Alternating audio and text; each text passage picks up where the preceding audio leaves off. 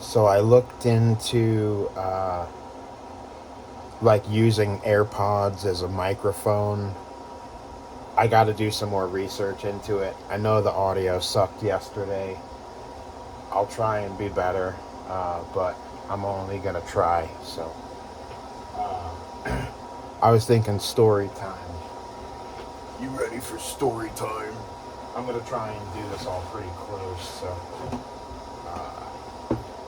these are some of our bins that we breed adult crested geckos in. There's going to be males in some of these, but it's typically just females in these right now because we give them a bit of a break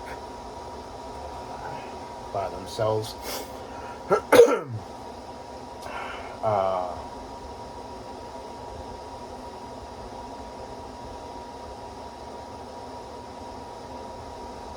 Yeah.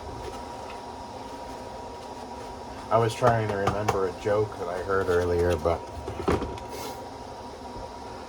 I should probably have thought about that a little bit more before I started this and fully remember the joke because I don't. So I was thinking about topics I would do for story time, and this is an alright one. It didn't happen to me, luckily, but I was thinking about the time when it happened. So we're going back to England here, and I think the year would have been like 2008.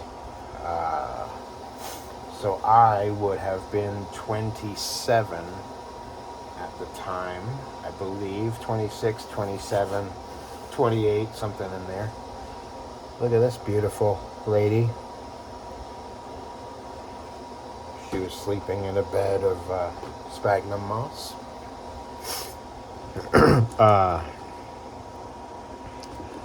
So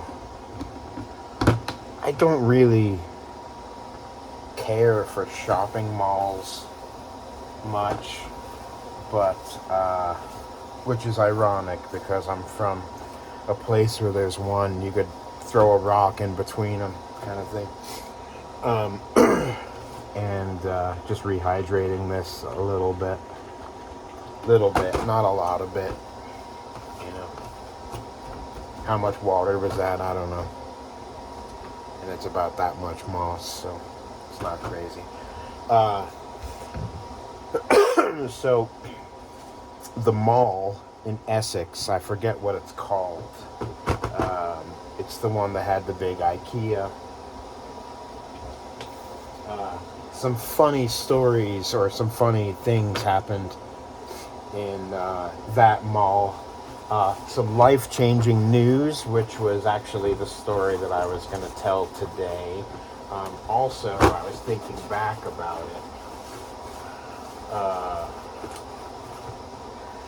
I also acquired an alligator snapping turtle in the parking lot of that IKEA. I traded some sugar gliders for it. And then a few years later, I traded the turtle for a Vespa, which is crazy because I got a free pair of sugar gliders from Cross-Eyed Dave. His name was Dave and he was cross-eyed, so we called him Cross-Eyed Dave. Obviously not while he was in the room, although he probably did know that he was cross-eyed and that his name was Dave. Because you couldn't, like in the shop, you couldn't just say, oh, Dave said this. People would go, which Dave? And you go, Cross-Eyed Dave. And they go, oh, Cross-Eyed Dave, I know who you're talking about. Anywho, yeah, Cross-Eyed Dave gave me sugar gliders, gave them to me.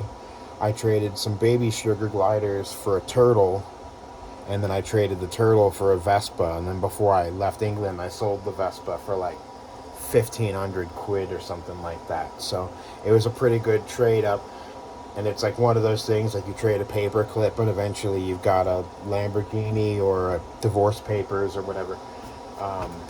But I digress. So the story has nothing to do with Cross-Eyed Dave. It's just I was thinking about, is it Lakeview? No, not Lakeview. That sounds like a America thing. In the comments, what's the name of the the mall in Essex, England. The county of Essex, not the city, or if there is. I'm sure there's a city. Right next to Kent, the Garden of England. Anywho, the mall in Essex was the first place I figured out that there was a market for like American stuff. There was a store there that sold like American cereals and candies and all sorts of shit. Like obviously it massively inflated prices because you got to do that. But I thought that was the first time I had ever seen that. And I think the first time that I actually noticed that store was there was the day that this story happened. So I've been blabbering on for 6 minutes now, and I haven't even started telling the story yet. Okay, so I'm at the mall in Essex, and I go there after work, right? Shop is open 10 to 6, right? So I lived in Kent, probably 45-minute drive to Essex. So say I'm there 8 o'clock at night, right?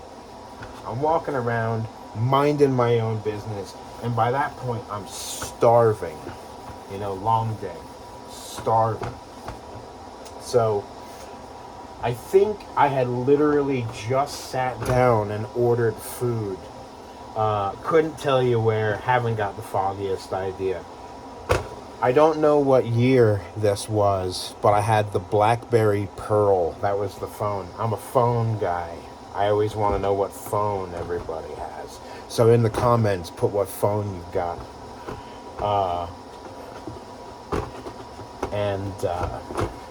So yeah, I think I had just sat down to order food, and my phone goes off. So it's like, gotta be maybe pushing 9 o'clock now, right? Because I walked around the mall.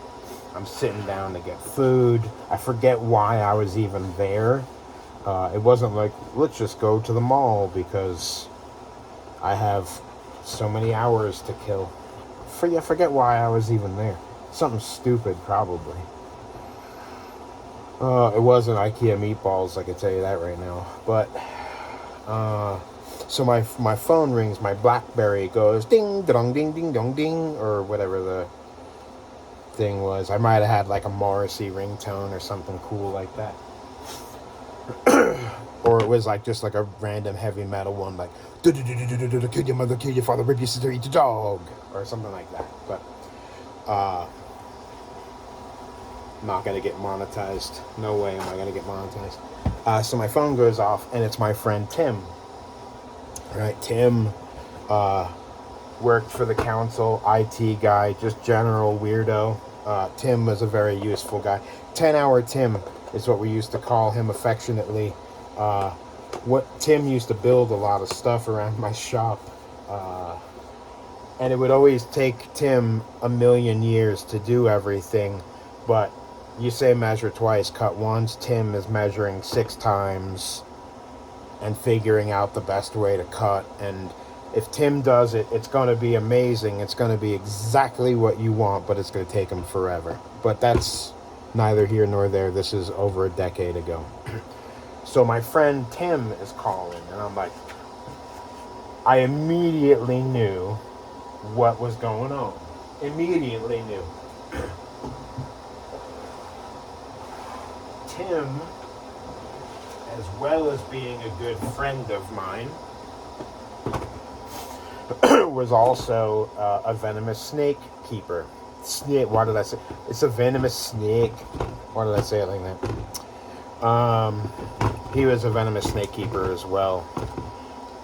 Okay, that's not going to fit in there. Story of my life. So I immediately thought, oh, Tim got bit. That what else could he be calling about? And sure enough, I answer the phone, and it's his wife, Maureen, who I actually just learned passed away a couple years ago. Very nice woman. I think this was the only time I actually ever spoke to her on the phone. Had called me. And as soon as I heard her voice on the other end and not Tim going, "Hello, mate," that obviously something had happened with Tim. Sure enough, Tim had gotten bit by a little baby western diamondback rattlesnake, which I had sold him. And so obviously didn't get my food, rushed to the hospital, and in usual Christopher form, the first words out of my mouth were, "Oh, you look like hell," you know, because he did. Apparently, he got a pretty gnarly bite from this baby western diamondback.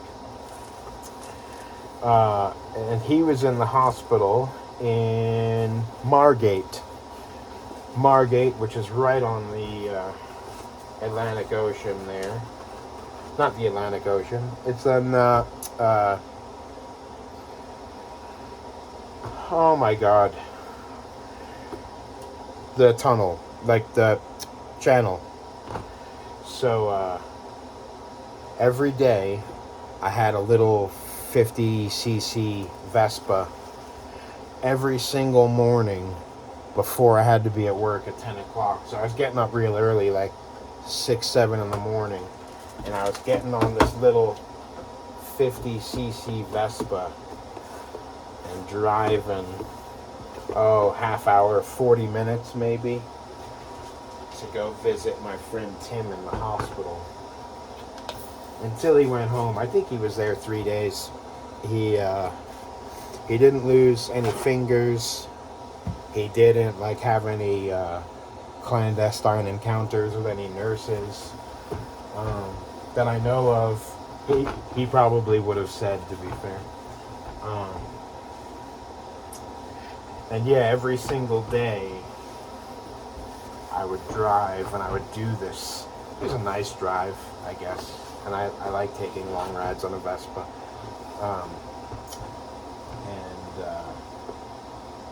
Every single day I would think of the repercussions of my actions.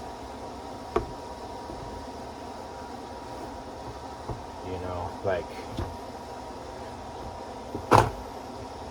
guilty is the wrong word, but it made me rethink what sort of responsibility I had selling venomous snakes to people.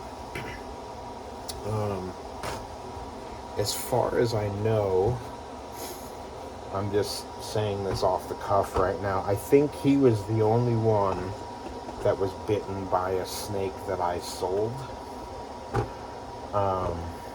It's a nice piece of wood if you're a wood person, huh? Cork bark tubes, these aren't cheap either, and that's a good one.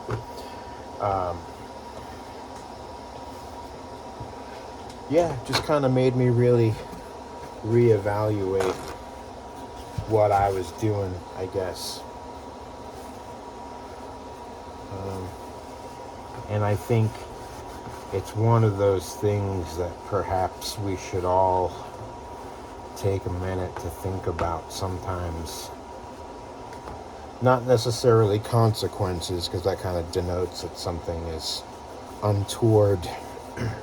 No, but I'm more thinking, just take a minute and think about the not consequences, think about how your actions affect other people.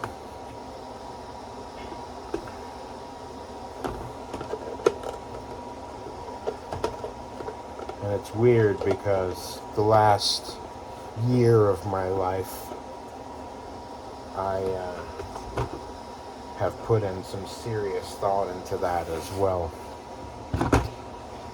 Not same subject. Nobody's out there getting bit by venomous snakes that I sold them, or not that I know of anyway. But yeah, man, the things that you do affect other people.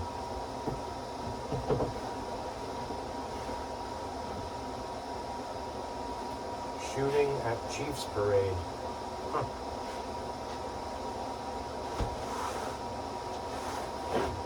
Yeah. I don't know, happy Valentine's Day, and take a minute and think about some of the things that you've done or said and how they affected other people. It's how we move forward, I guess.